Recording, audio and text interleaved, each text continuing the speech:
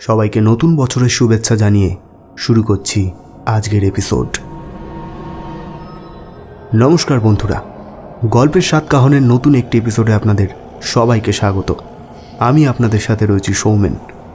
আজকে আপনারা শুনতে চলেছেন শরদিন্দু বন্দ্যোপাধ্যায়ের লেখা কামিনী। গল্প পাঠে রয়েছি আমি সৌমেন এবং আমার সাথে রয়েছে সুদেষ্ণা। তাহলে চলুন বেশি কথা না বলে শুরু করা যাক আজকের গল্প। শুরু হচ্ছে আজকের গল্প কামিনী। কানে হেডফোন গুঁজে নিয়েছেন তো?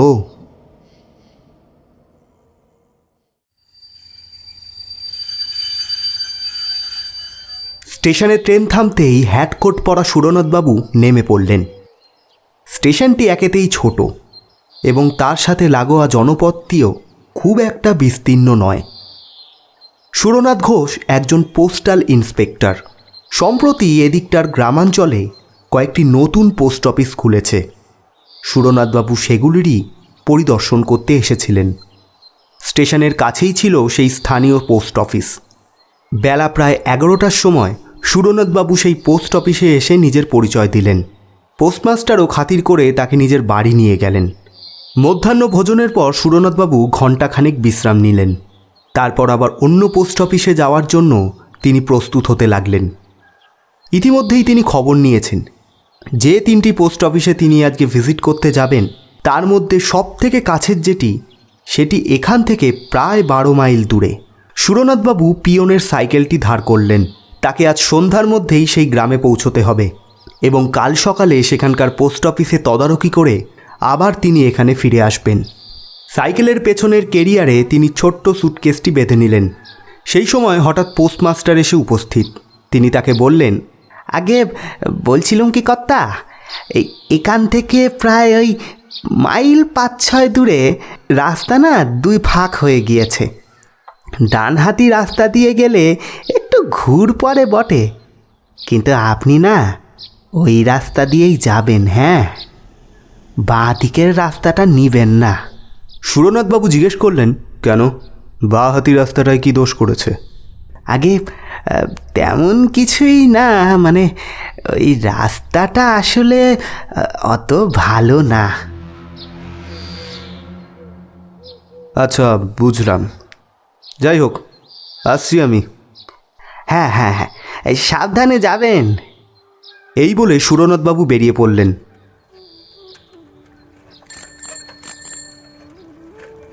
কয়েক মিনিটের মধ্যেই তিনি শহরের এলাকা পার হয়ে গেলেন। আকাশে তখন পৌষ মাসের স্নিগ্ধ সূর্য, বাতাসে আত্মপ্ত আরাম। সুরনাথবাবু প্রফুল্ল মনে মন্থর গতিতে এগিয়ে চলেছেন।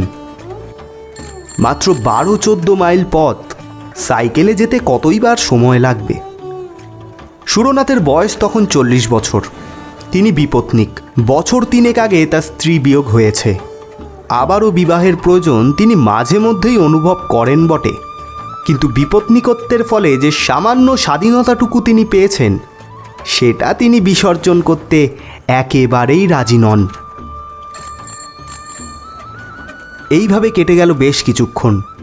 পশ্চিমের আকাশে সূর্য তখন ক্রমশই ঢলে পড়ছে।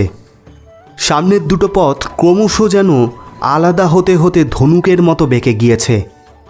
মাঝখানে উঁচু জমি, সেটির ওপর তাল খেজুরের গাছ মাথা তুলে দাঁড়িয়ে আছে।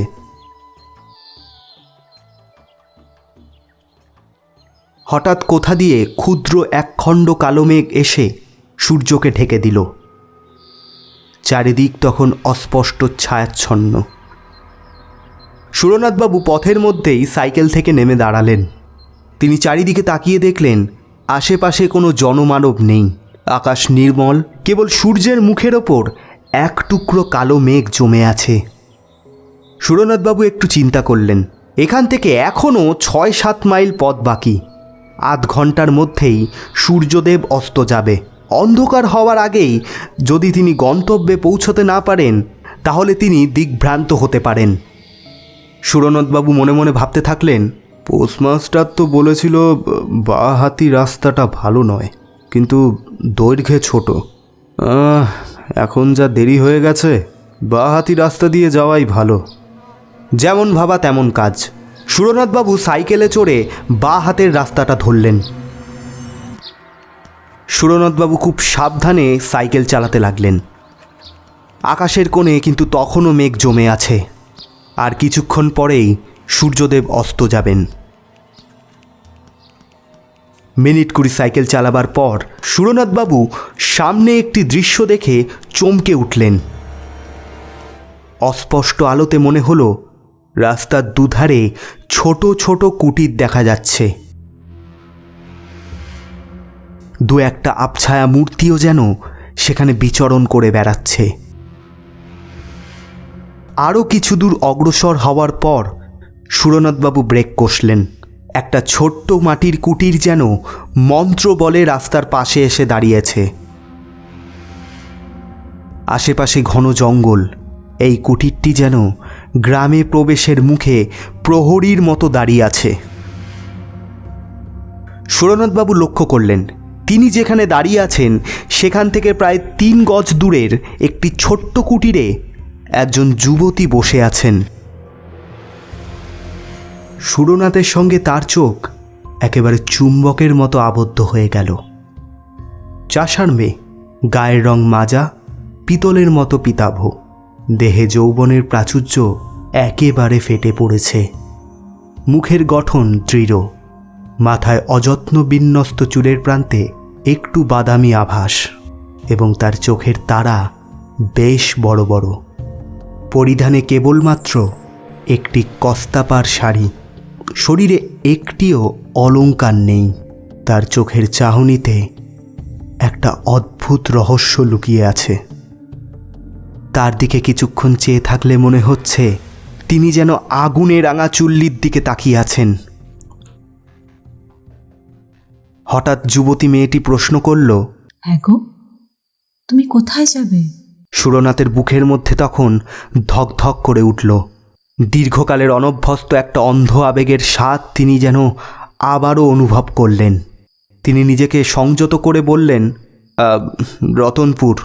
মেয়েটি হঠাৎ দাওয়ার কিনারায় পা ঝুলিয়ে বসে মুক্ত কণ্ঠে হেসে উঠল।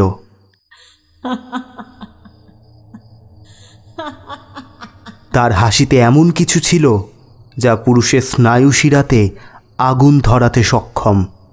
রতনপুর যে অনেক দূর, যেতে যেতেই রাত হয়ে যাবে, পৌঁছতে আর পারবে না। সুরনাথবাবু রাস্তার দিকে তাকালেন। দূর থেকে গ্রামের যে আভাস পেয়েছিলেন তিনি, সন্ধ্যার ছায়ায় তা ক্রমশ যেন বিলীন হয়ে গেছে। তিনি উদ্বেগের স্বরে বললেন, তাহলে গ্রামে কি কোথাও থাকার জায়গা আছে? কেন, এখানেই থাকো না। সুরনাথবাবু চমকে উঠে যুবতীর দিকে চাইলেন। যুবতীর দৃষ্টিতে দুরন্ত আহ্বান, আরও কত শত যেন রহস্যময় ইঙ্গিত। সুরনাথবাবুর বুকের ভেতর তখন রক্ত তোলপাড় করে উঠল। তিনি শরীর শক্ত করে নিজেকে সংবরণ করলেন। তারপর নিজেকে সামলে বলে উঠলেন, বলছি, বাড়ির অন্য পুরুষেরা কোথায়? তারা মাঠে গেছে ধান পাহারা দিতে। মাঠে ধান পেকেছে না, পাহারা না দিলে যে চোরে চুরি করে নিয়ে যাবে। তা যদি অসুবিধা না হয় এখানেই থাকব।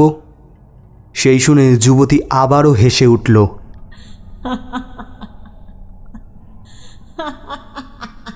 অন্ধকারে তার হাসিটা ক্রমশ যেন মনোমুগ্ধকর হয়ে উঠছিল। এরপর যুবতী ঘরের ভেতর চলে গেল। তার কিছুক্ষণ পর একটা মাদুর এনে দাওয়ার একপাশে পেতে দিল। সুরনাথবাবুকে 1 ঘটি জল এবং গামছা খুঁটির পাশে রেখে বললেন, হাত মুখ ধো, চা খাবে তো? আমি এক্ষুনি বানিয়ে আনছি। সুরনাথবাবুও হাত মুখ ধুয়ে মাদুরের ওপর বসে রইলেন। এমন সময় তিনি ঘরের মধ্যে কিছু জ্বলে ওঠার শব্দ পেলেন। তাকিয়ে দেখলেন ঘরের ভেতর প্রদীপ জ্বলে উঠেছে। প্রদীপের সেই আলোকধারা তখন দাওয়ার ওপর এসে পড়েছে। বাইরে তখন ঘুটঘুটে অন্ধকার। হঠাৎ ঘরের ভেতর থেকে সেই যুবতী এসে দাঁড়ালো। এই নাও, চা এনেছি। চা দিতে গিয়ে সুরনাথবাবুর সাথে সেই যুবতীর আঙুলের একটু ছোঁয়াছুঁয়ি হলো। মেয়েটি লজ্জা পেয়ে তারপর বলল, তুমি খাও, আমি যাই রান্না বসাই গিয়ে। আমার জন্য আবার রান্না কেন? ঘরে মুড়ি মুড়কি যদি কিছু থাকে তাই খেয়ে শুয়ে পড়বো আমি। তা বললে হয়? মুড়ি মুড়কি খেয়ে কি শীতের রাত কাটে? অত লজ্জা পেয়ে তোমার কাজ নেই, আমার ঘন্টাখানেকের মধ্যেই রান্না হয়ে যাবে। এই বলে যুবতী চলে গেল।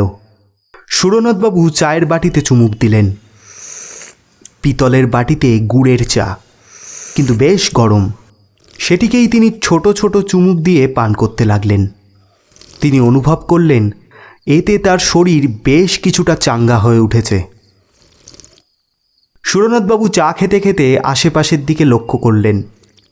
কুটিরের মধ্যে দুটি ঘর, একটি রান্নার জন্য এবং অপরটি মনে হয় শয়নকক্ষ। কোনো মতে রাতটা কাটিয়ে উঠতে পারলেই তিনি এখান থেকে চলে যাবেন। প্রায় ঘণ্টাখানেক পর যুবতী এসে দাঁড়ালো। তারপর বলল, ভাত বেড়েছি, খাবে এসো। সুরনাথবাবু উঠে গিয়ে ঘরের ভেতর প্রবেশ করলেন। বাইরের ঠান্ডার তুলনায় ঘরটি বেশ গরম। তিনি দেখলেন পিঁড়ির সামনে ভাতের থালা, প্রদীপটিও তার কাছেই রাখা আছে। আয়োজন সামান্যই, ভাত, ডাল এবং একটি চচ্চড়ি জাতীয় তরকারি। সুরনাথবাবু খেতে খেতে লক্ষ্য করলেন রান্না করার সময় যুবতী কখন যেন পায়ে আলতা পড়েছে। যুবতীর সঙ্গে সুরনাথবাবুর বেশ কিছুক্ষণ কথা চলল, কিন্তু সুরনাথবাবু তার প্রত্যুত্তরে খুব সামান্য পরিমাণ কথা বলল। সুরনাথবাবু খেতে খেতে ভাবতে থাকলেন বিপদের সময় যে ঘরে আশ্রয় দিয়েছে এবং খেতে দিয়েছে তার সঙ্গে একটু ভালো মতো কথা বলবার প্রয়োজন আছে। তাই সমস্ত লজ্জা এবং ভয় কাটিয়ে তিনি জিজ্ঞেস করলেন, বলছিলাম যে তোমার নাম কি? এক ঝলক হেসে যুবতী বলল, আমার নাম কামিনী। নামটা তপ্ত লোহার মতো সুরনাথের গায়ে ছ্যাঁকা দিল। খাওয়া দাওয়া শেষ করে সুরনাথবাবু হাত মুখ ধুলেন। কামিনী এসে তাকে বলল, পাশের ঘরে বিছানা পেতে রেখেছি, যাও শুয়ে পড়ো গিয়ে। সুরনাথবাবুর বুকটা ধড়াস করে উঠল। তিনি আমতা আমতা করে বললেন, আমি বাইরের মাদুরে শুয়ে রাত কাটিয়ে দেব, কোনো সমস্যা হবে না। এরপর কামিনী গালে হাত দিয়ে বলল, ও মা, বাইরে শুবে কি? ঠান্ডায় যে জমে যাবে, যাও ভেতরে শো গিয়ে। এরপর সুরনাথবাবু আর কথা কাটাকাটি করলেন না। কামিনী যে রাতে কোথায় শোবে তাও প্রশ্ন করলেন না তিনি। আজ্ঞাবহ দাসের মতো তিনি শয়নকক্ষে প্রবেশ করলেন। ঘরে একটা মাত্র প্রদীপ জ্বলছে। এরপর সুরনাথবাবু সুটকেস থেকে তার রাতের পোশাক বের করে পরিবর্তন করলেন। এরপর প্রদীপ জ্বালিয়েই তিনি শুয়ে পড়লেন। চোখ বুজে তিনি পাশের ঘরের খুটখাট ঠুনঠান বাসনকোসনের শব্দ শুনতে পাচ্ছিলেন। ইন্দ্রিয়গুলো তখন অতিমাত্রায় তীক্ষ্ণ হয়ে উঠেছে। তার মনের উত্তাপ একটি সুদীর্ঘ নিঃশ্বাসে যেন বেরিয়ে আসতে থাকল। চোখ বুজে অনেকক্ষণ শুয়ে থাকার পর তিনি যেন আচ্ছন্ন হয়ে পড়েছিলেন। হঠাৎ তার ভ্রম ভেঙে গেল। তিনি চোখ খুলে দেখলেন কামিনী নিঃশব্দে কখন তার বিছানার পাশে এসে বসে আছে। তিনি অন্ধকারের অল্প আলোতে লক্ষ্য করলেন কামিনীর মুখে এক বিচিত্র হিংস্র হাসি।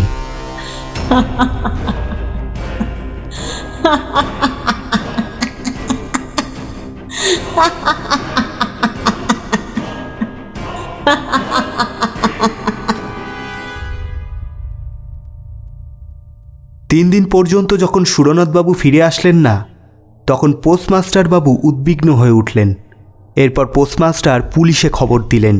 পুলিশ খোঁজ নিয়ে জানতে পারে সুরনাথবাবুর যে 3টি পোস্ট অফিসে যাওয়ার কথা ছিল সেই পোস্ট অফিসের একটিতেও তিনি যাননি। পুলিশ তখন রীতিমতো তদন্ত শুরু করল। 7 দিন পরে সুরনাথবাবুকে পাওয়া গেল।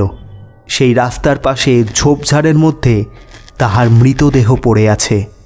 সুরনাথবাবুর দেহে কোথাও কোনো আঘাতের চিহ্ন নেই, কিন্তু দেহটি কেমন যেন প্রাচীন মিশরীয় মমিদের মতো শুষ্ক হয়ে গিয়েছে, যেন রক্তচোষা বাদুড় গোটা দেহর রক্ত চুষে নিয়েছে। এরপর পুলিশ হাসপাতালে লাশ চালান করে দেয়। পোস্টমাস্টার যখন সুরনাথবাবুর মৃত্যু সংবাদ শুনলেন তখন তিনি আক্ষেপে মাথা নেড়ে বললেন, ডাইনির হাতে পড়েছিল নিশ্চয়। কামিনী ডাইনি এখনো এই তল্লাটে আছে। বলেছিলুম বাহাতি রাস্তা ভালো নয়, আপনি যাবেননি, কিন্তু কে শোনে কার কথা। তো এই ছিল আজকের গল্প। কেমন লাগলো তোমাদের আজকের এপিসোড জানাও আমাদের কমেন্ট বক্সে।